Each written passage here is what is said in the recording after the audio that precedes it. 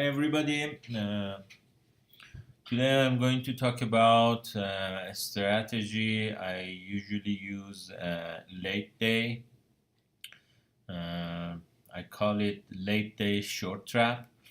Um, in a few minutes, I explain it for you.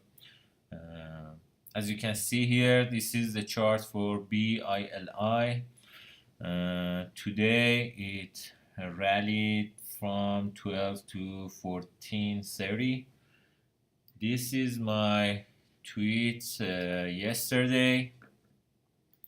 I said BILI recent IPO is breaking out. 1220 is the key level. If you remember my alert on GNPX a few weeks ago, it had similar opportunity to go long. It ran 200%. As you can see, uh, this stock uh, yesterday it was bouncing around 1220, and at market open it broke above 1220, and then it had another deep buy opportunity at 1227. Then it started to go up and hold its gain. It was around noon. It ripped and it went all the way to 1431. But before I explain how you could, even if you miss this opportunity to buy this breakout and this deep buy opportunity, and even this breakout above intraday high, you could still make money on this uh, run up late day from 13 to 1434. It was around 10%. Um, Before I explain this, I would like to very quickly talk about uh, Tesla. If you watched my previous video, I explained why I go short on Tesla. I took my average short position at 310, and in that video I explained why I am short biased on Tesla. And some people they said, yeah, you have no clue.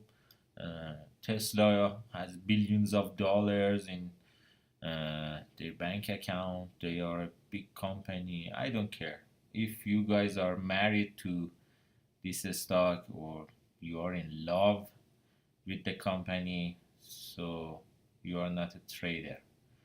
You are just gambling, and you don't know what you are talking about. Till now, I have 10%, I would say from 310 to 280. I have 10% down. As you can see, this red candle, this huge red candle, um, three huge red candles, and small bounce with this small volume today. It tells me this one has more downside. It's kind of one bad news away from crashing and taking down to 75 and go to 250. We will wait. Just give it a time. Don't worry. And if you don't want to understand and you have big ego and you think Tesla is the best company in the world, so you better leave your money on the table for us. We take your money and we appreciate it. Thank you so much. So let's go back to the strategy I wanted to explain. So yesterday, this chart is for RDVT. Yesterday, RDVT it ran from 570 to around 8, and let me zoom. And around noon, 2 p.m., it started to test the high of the day. Then you see this crack here. After it tested 8, it came down to 760 and immediately it went back up. And then for a few minutes here, you had the opportunity to go long from 8 to 1060. If you notice this, I would call this a late day short trap. Billy, BILI, had similar pattern here. It went up, and as you can see here, it came down, then it immediately goes back up, and it had more time for this consolidation here for you to get in. This is late day short trap when the stock has a morning run up, morning spike, and it holds its gain during the day. Late day it starts to go back up, then it creates this opportunity here, this a small crack. I'm just looking for this small crack. This is where the stock gives shorts a hope that, okay, let's see if it cracks and comes back down. But when it goes back up, shorts are still trying to keep their position until it breaks above that. And as you can see, huge green candles push the stock higher. And even here, it was another one. There was another small crack, and then it ripped from that to 1434. It happened for RDVT yesterday. As you can see, very similar. CHEK, midday it started to go up. It holds its gain. Let me go to today. It holds its gain. It goes breaks above the high of the day. Then it started to show the shorts. Maybe it's coming back down, but immediately goes back up. Then another hope for shorts, and as you can see, immediately goes back up, and then it rips to 544 from, I would say, if you get in at 457, then you see, okay, it broke above the high of the day and it didn't crack completely. It immediately goes back up. You just need to go long. That's all. That's it. Usually when I see these type of things, when I see this, I take as much as I like here, and I put my stop loss at this 13 level was my stop loss, and I leave it there, and basically I leave the trading desk and I close my computer and I go home. So similar thing happened for CHEK.